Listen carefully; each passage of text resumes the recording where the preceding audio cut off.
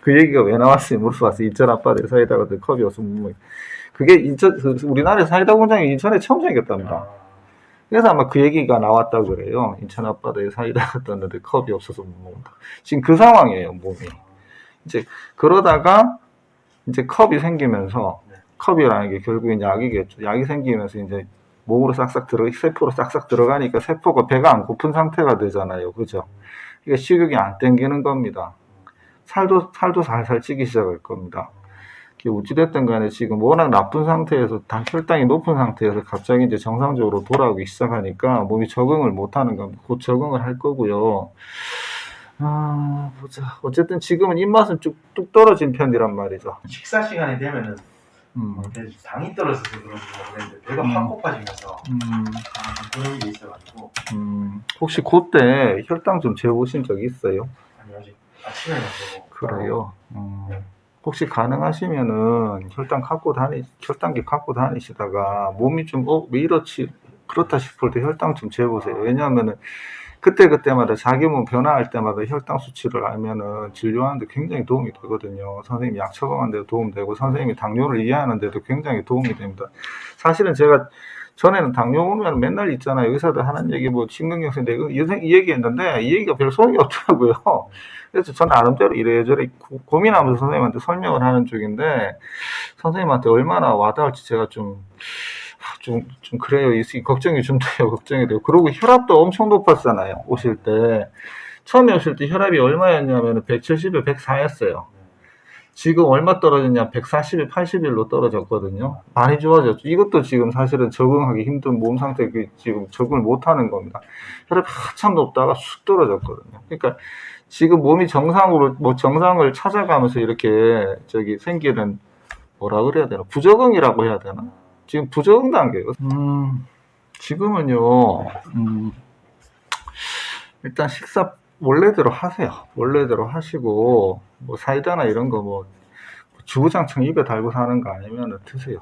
그래서 예. 재료는 보니까 당이 없더라고요. 저혈당도 좀 설명해야 돼. 저혈당 수치부터 시작해서.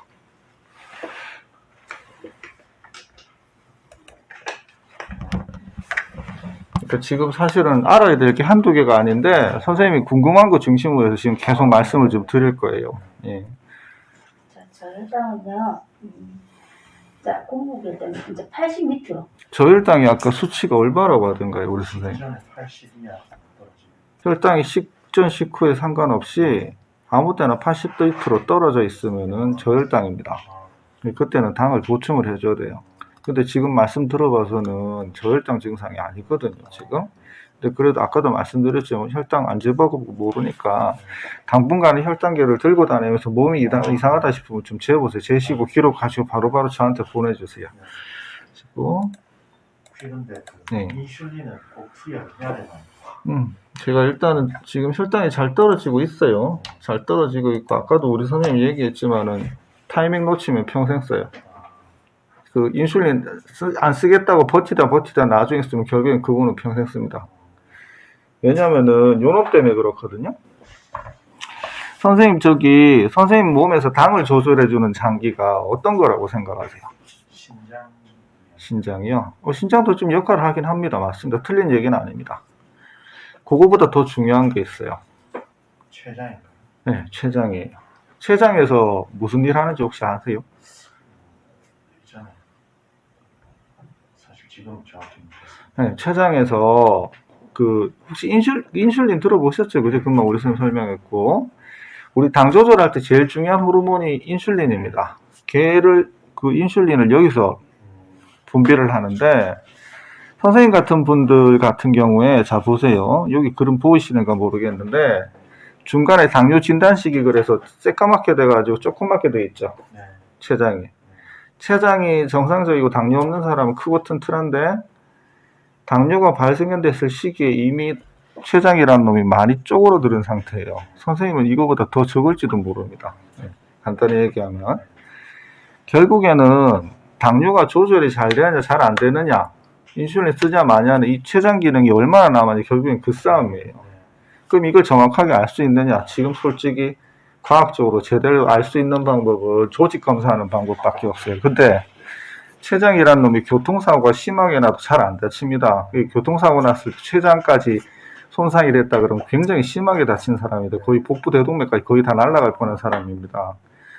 얘를 조직 검사한다는 건 사실 말이 안 돼요. 수술실 들어가서 어떻게 합니까? 그죠? 그래서 간접적으로 측정하는 방법들이 있는데 그 방법들도 사실 정확하지가 않습니다. 제가 간접적으로 보긴 합니다. 그리고 제가 나중에 다 볼 건데 이 췌장 기능이 얼마나 남았냐고 관건이에요. 얘가 기능이 완전히 떨어졌다 그러면 약 소용없습니다. 물론 쓸 수 있는 약은 있지만 이제 일형 당뇨라고 들어보셨어요 혹시? 네. 그 일형 당뇨 있는 분들은 무조건 인슐린 써야 돼요. 근데 선생님 지금 약으로 쓰고 있죠? 얘가 기능이 남아 있으니까 그런 겁니다. 그래서 제가 3개월 뒤에 검사를 해볼 건데 피검사를 해볼 건데 당화혈색소가 8m로 안 떨어져 있으면 바로 인슐린 쓸 거예요. 왜 쓰느냐? 얘가 이렇게 엉망으로 지쳐 있잖아요. 얘가 도저히 감당이 안 돼. 지쳐서 얘가 이렇게 안 쪼그라들었는데도 일을 안 하는 경우가 있어요. 너무 힘들어서. 혈당이 저번처럼 막 300 이상 넘어가고 이럴 때 얘가 혈당 수치를 낮추다 힘들어서 도망가 버려요. 그러니까 제 기능을 할 수 있는데도 이러다 나 죽겠다 이러면서 도망가 버린 거죠. 숨어 버린 거죠. 얘를 살려내려면은 밖에서 도와줘야겠죠. 밖에서 인슐린을 좀 넣어주면 얘가 살아납니다. 그 간혹 이제 인슐린 펌프라 그래서 췌장에서 인슐린 분비하는 것처럼 이렇게 분비하게 해주는 그런 기계 다른 분들이 있어요. 그런 분들 중에 당뇨 완치됐다는 분 종종 봅니다.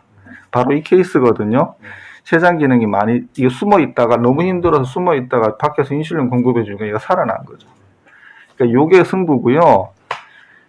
요게 만약에 요거 완전히 다 쪼그라지기 전에 안 쓰면은 어떻게 되겠어요? 평생 쓰겠죠. 이해되실런지 모르겠네. 하여튼 제가 다시 반복적으로 설명해 드릴게요. 그래서 인슐린 타이밍을 빨리 안 쓰면은 진짜로 오래 평생 씁니다. 그러니까 그 타이밍 안 놓쳐야죠. 일단은 3개월 뒤에도 만약에 당화혈색소 수치가 이렇다 그러면 바로 써야 됩니다. 그럼 평생 쓰느냐? 아닙니다. 아까도 말씀드렸지만 얘가 너무 힘들어서 숨어버리는 애들이 있어요. 일 안 하고 나 이러다 죽겠다고. 그리고 얘네들이 이제 밖에서 인슐린을 몸에서 공급을 해주면은 얘네들이 살아납니다. 그럼 뗄 수 있죠. 미루면 결국에는 평생 씁니다. 다 망가지면 뭐 할 거 없죠. 그렇고 당뇨 있는 사람들이 뭐 때문에 제일 많이 죽느냐면 전에는 뇌혈관 질환, 심혈관 질환 때문에 많이 죽었어요. 근데 그게 역전이 됐어요. 1등이 지금 암입니다. 왜냐하면은 암이라는 게 포도당이라는 영양소를 굉장히 좋아해요. 그게 많은 게 당뇨 있는 분들이 암이 잘 생긴다. 그래서 당뇨 있는 분들 암 검진 잘해야 되거든요. 이게 당뇨라는 게 젊은 분들이 많이 하시고 오세요. 많이 하시고 오시는데 조금 잘못 알고 오시는 경우가 너무 많아요. 그러니까 이게 제가 하여튼간 하나하나씩 이렇게 말씀드릴 거니까 천천히 하시고, 일단은 아까도 말씀드렸지만 혈당계 들고 다니면서 몸 이상할 때 바로바로 좀 혈당 재보세요. 그리고 저한테 바로 날려주세요. 그리고 지금 아까도 말씀드렸지만 몸이 좀 안 좋은 거는 약 때문 아니에요. 지금 몸이 적응을 못해서 그런 겁니다. 일단 기억하시고요. 다른 거 뭐 궁금하신 거 있어요? 혹시 뭐 저희가 들은 얘기인데 탄수화물을 최소화하라 했는데 고기 같은 거는 좀 많이 먹어도 괜찮아요? 고기요? 밥도 원래 드셔야 돼요. 밥은 그래도 남자한테 한 그릇은 드십시오. 근데 한 그릇 이상은 드시지 마십시오. 그런데 이런 경우 있습니다. 라면 맛있잖아요. 저도 좋아합니다. 근데 국물도 맛있잖아요. 라면 먹으면 남자들 꼭 밥 말아 먹습니다. 자, 이렇게 되면 무슨 일 생깁니까? 모조리 탄수화물이죠. 자, 그럼 저 먹었어요. 밥까지 먹었어요. 이거 텁텁하잖아요. 뭐 시원한 거 한잔 해야죠.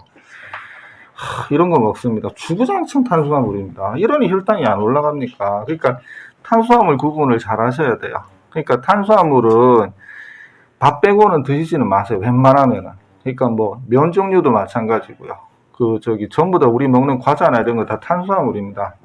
약간의 차이는 있지만, 다시 말하면 혈당을 빨리 올리고 높이 올리는 음식들이기 때문에 그런 음식들을 안 먹는 게 중요해요. 고기는 뭐 막말로 한 번 드실 때 한 300g 드세요. 300g 먹겠다, 한번 먹을 때. 600g 이렇게 드십니까? 좀 많이 먹으면 그 정도 먹고 그래요. 사실은 고기도 나중에 혈당 올려요. 한 4시간쯤 식사하시고 4시간쯤 지났을 때. 그러니까 고기는 적당량이 우리 왜 1인분 있잖아요. 한 끼에. 그 정도 드시는 거 생각, 그거보다 조금 적어야 되는데, 일단 고깃집에 가면 100g 1인분 기준으로 요즘 많이 하잖아요. 한 번 드실 때 그 정도만 드신다고 일단 생각하세요. 나중에 제가 더 타이트하게 설명해 드릴 거니까 고기는 어찌됐든 그렇게 나눠서 그러면 하루에 대충 한 300g 먹는다고 생각하시고 그렇게 드시고요. 제일 중요한 거 탄수화물 중복으로 먹지 마는 거. 예. 그리고 혈당 재시고요. 요즘 식사하시잖아요. 네. 물 빼고 전부 다 저한테 좀 보내보세요. 아, 뭘 먹는지. 예, 뭘 먹는지. 일단 밥상 차리면 그 사진 그대로 찍어가지고 아, 이제 왜냐하면 식이요법을 그렇게 해서 설명을 해드려야 돼요. 왜냐하면은 뭐 밥은 뭐 여기 이거 지금 뭐 저번에 이거 받으셨을 텐데 아, 예. 예. 이래가지고는 머리 안 들어옵니다. 저도 머리 아픕니다. 이거 머리에 들어오겠습니까? 뭐 여기 뭐 보리밥.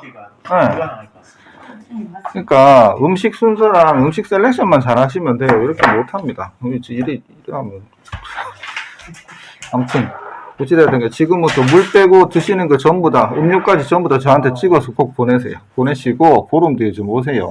이